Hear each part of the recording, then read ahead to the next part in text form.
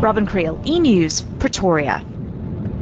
We get back to our guests now. With us is the Minister of Higher Education, Blade Nzimande, and the DA's Federal Chairperson, Dr. Wilmot James. Dr. James, we can see that it is possible. One of the big issues in our country is this growing gap between rich and poor, which is exacerbated by the growing gap between poverty and education. Quite right. If we go back to my initial comments that we need 8% growth in the country to lift most people out of poverty, that's a number we should focus on, and what we should do is align our policies to get there. The kind of corporate sector initiatives we see in the country now as part of the global value chain, for example, in the case of the aeronautics industry, has all kinds of implications for training. We need more engineers, for example. There is a program to train more engineers. So the high-end, high-technology side of our economy, which is expanding, is a fabulous thing. It should be encouraged. There should be less regulation rather than more regulation. Our economy should become freer. We're growing at 3.3% only. So we really need to free up the economy in order to get the growth up. And at the same time, when it comes to the creation of jobs, we need the private sector to create the sustainable jobs. Government cannot create jobs. Government can short-term employment for people, and I don't think it's a very good thing unless it's high-end training that leads them into real jobs. Do you think the Minister's Department is letting down the South African economy by not preparing adequately for the gaps that do exist? Well, what the Minister's job is to support our training institutions. So what happens at universities, what happens at colleges, what happens both public and private ones, is where the action is. So how good are the colleges and how good are the universities in doing the job of high-end training and education? The minister's job is to support that process. Well, you don't think, I mean, you don't agree with the minister on the survey that talks about, this is the Times Higher Education World University Rankings 2010. Only one university, one African university, UCT, was ranked in the top 200. Minister, you take some issue with this particular finding, though, don't you? Yes, you see, for me, the issue is not so much ranking in the world, because what criteria is being used to rank these universities? We are not saying that we shouldn't make our universities to be good, to compare with other universities well. Look at China. I don't know how many universities in China are in this top 200 or top 500, but they've got universities that are actually able to respond. I don't think that what we should be chasing is ranking, sometimes using dubious criteria that is at variance with our own development objectives. Instead, we should be focusing on how do we able to develop our universities relating to the rest of the world, but in a manner that they are able to respond effectively to our own developmental challenge. I don't think we should be absorbed by ranking, but we should be focusing on quality universities that can compare well with other universities globally, you know. Dr. James, you want to jump in there? I do want to jump in. The rankings we must take seriously. I would not dismiss rankings. The more rankings, the better.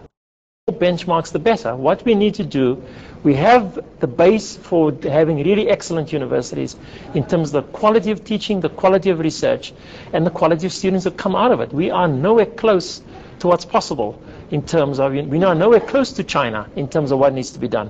And incidentally, China, that top 200 ranking did include China. Yes, yes. So the fact is that I would say the more rankings, the more benchmarks, the better. Because that sets a goal, that sets a standard, and lecturers and university administrators can aim towards that. Although we've had targets in the past, Minister, 2008, Naledi Pandor gazetted her 4-year Foundations for Learning campaign. The goal was that by 2011, this year, in fact, all primary schools would be expected to increase their average learner performance to no less than 50% in the areas of numeracy and maths. June, though, our average was 35% for maths, 28% for numeracy. Another target's been set, 2014. We keep benchmarking higher and higher targets without reaching the intermediate targets that we've set, Minister. Do you think we've lost focus? No, we have definitely not lost focus. By the way, Imam, I would have liked that we come back to this ranking debate.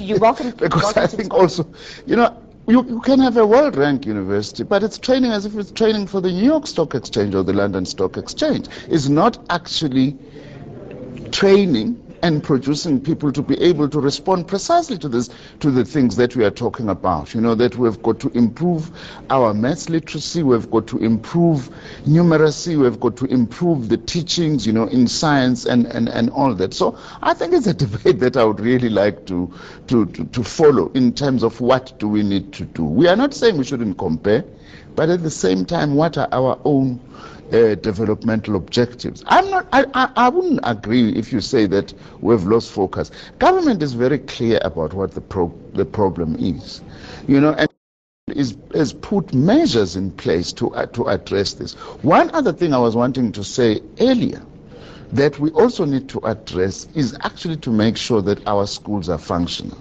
and that principally, it does not only require resources from government, but it also requires communities to be active, to make sure that there is learning, there is teaching, I'm not sure, Minister, if resources are the only issue. You have the issue, you know, you have the example of the Eastern Cape where they have budget. They just haven't spent the money adequately, and that's, you needed presidential intervention in what has turned out to be an education crisis. No, but that's precisely what I'm saying. Dr. James? Well, I would say that government is good at providing the budget. Government is good at laying down the policy framework. Government is very bad at making sure that schools function properly. Right, we'll leave. I mean, we have a catastrophe on our hands. I mean, if you have a situation, Minister, where 30% of the biology teachers in the class are qualified in biology, what do 30% of the teachers do? That's one thing. And the second thing is that we cannot have a situation where the numeracy levels are as low as they are. What we need to do is look at that classroom, make that classroom work. There's an elephant in the room that we need to talk about, and that's the role of trade unions in education. The key thing is teachers must be qualified, they must be there on time, they must be devoted to education during the day, and they must focus on the basics. And I don't think that is happening, and we need to do something about that. Okay, we'll continue this discussion, particularly along this trajectory, when we come back after the break. Still ahead on the channel. Now, not all of South Africa's sectors have a lack of skilled people. After the break, we find out how the financial sector is dealing with the skills crunch. Plenty more to come. Stay with the channel.